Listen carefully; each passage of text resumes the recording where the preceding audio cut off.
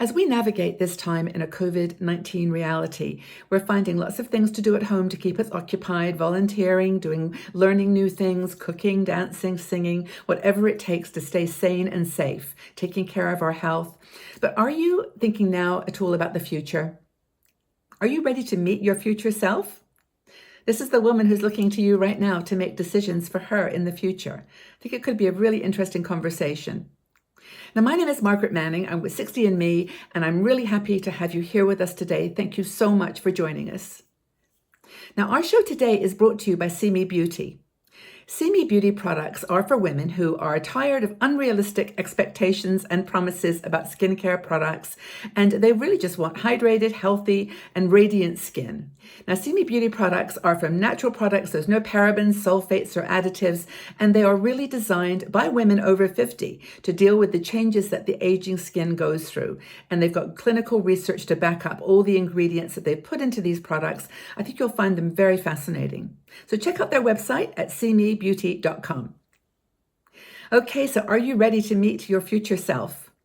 I think this is a great question. Delia Lloyd, one of our bloggers, wrote this article, and I want to thank her for it because it certainly got me thinking. I think for the last few months, I'm not sure when you're watching this, but for you've been thinking about your health, just staying well, staying home, staying safe. But are you thinking about what decisions are you making now that are going to impact your future self? So maybe have a chat with her. Let's have a chat with your future self. And she says, she's a quote in her article, which is from The Music Man, which says, "You pile up enough tomorrows and you'll find you're left with nothing but a lot of empty yesterdays." And so we can go day to day with this. And I know we've got things on our minds, but maybe this is the time to take a little bit of focus on where you're going in the future. Now, I'm going to shock you with her first suggestion. Because when I first read it, it was like, I don't know if I want to continue reading this, but it's basically to write your obituary. Write your own obituary, but not just one, write two. Write the obituary as you would write it today. Like, what you've accomplished, what you've done, how you would want to be remembered in your life. But the second one is the one you would like to read, the one you would like it to read. It's the obituary that says you fulfilled your dreams, you completed your passions, you went on that trip, you did that thing, you gave that contribution to society. Whatever it is in that second obituary, the one that says, this is what I would like it to read like. Margaret Manning did this. What are the things you're proud of that you haven't done yet, that you've been putting off for one reason or another? And maybe it's not, a continuation of your current trajectory. Maybe it's, you're looking at your future self and you're thinking, oh, she's going to be just like I am today, just older. But that's not true. It doesn't have to be that. The trajectory might be another direction altogether. And actually, when you stop to think about it, this great pause, as it's been called, this time out that Mother Nature has given us, is a perfect time to turn that corner and go a slightly different direction. I mean, are you in a relationship that needs to change? Are you in a job that you really don't want to go back to? Are you, physically not as well, or you have some weight to lose, or you've got, a journey that you want to take? Have you got things that are unfinished that you haven't done that are going to involve a change in the direction of your life? But it's that second one that you want to really review. The first one's just kind of what it is. It's just a document of what you've done. But what you want to do, what you want your future self to be experiencing, that's the one that Delia says you've got to focus on. And I really love that. So you do this, of course, by envisaging your future self.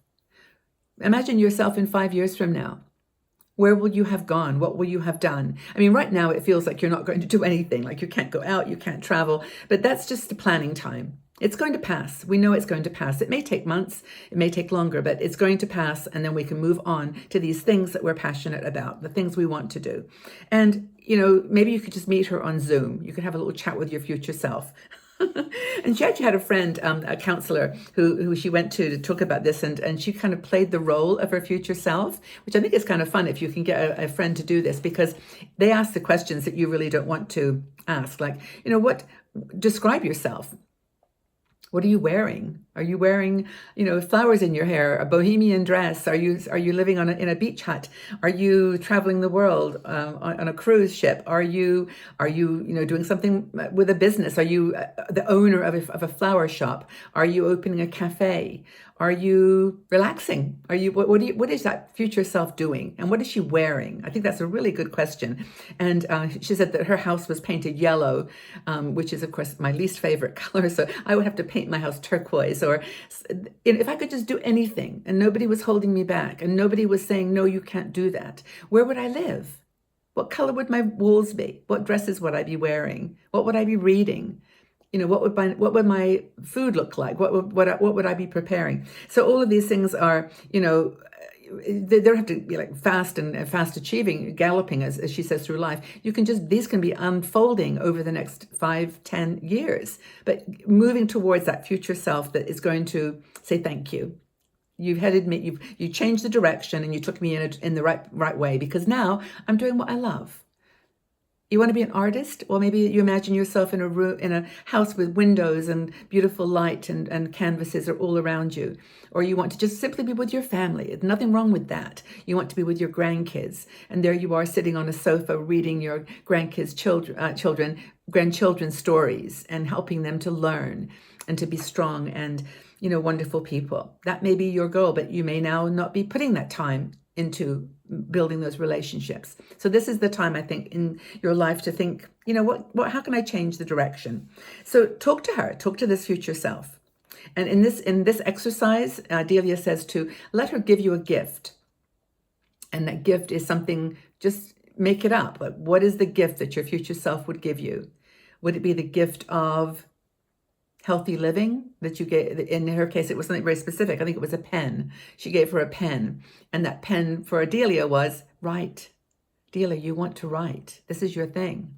I want to be a writer in the future. I'm your future self. I'm a writer. How are you going to get yourself there? And she just loved this image of having the pen be a gift to her. I don't even know what mine would be. That's a really good question, because I have a lot of dreams around travel. And of course, I have a lot of dreams around my family too. So it's a very interesting one, what that gift would be from your future self. Maybe it's just wisdom or just clarity of mind. But that's the journey, and you gain that on the journey to your future self, of course. So write the book you're afraid to write. Take the trip you were afraid to take, or start that project. Start a new business. Start doing something that you've always wanted to do. Or leave that relationship that isn't nurturing you, that isn't healthy, that isn't good. Leave those friendships that are holding you back. That is the journey towards your future self that you've got to make. So she's telling you, she's talking to you, calling to you, like what is this, Medusa, not Medusa, the sirens, the sound around you, telling you what you should be doing with your life now to get to her. She's waiting for you. I think it's a really powerful image, and I would love to have your feedback as to what stage you think you are right now. First of all, with the current situation, are you finding you're able to think about the future? Has this inspired you to have a chat with your future self? I mean, are you feeling kind of stuck? Is this? I mean, I wouldn't be surprised if you said yes. I mean, this is the most challenging time ever for so many people. I mean, it really is enough just to get up in the morning sometimes and just feel okay about the day. But maybe this is a good time to start energizing yourself by talking to this future self, giving her some time in your life. So let me know what you think. How are you talking to your future self, and what is she saying to you? Have a really lovely day, everybody. Take very good care of yourself. Stay strong and safe. And we're here to help you through this. We're here to help each other. And be well. Stay safe.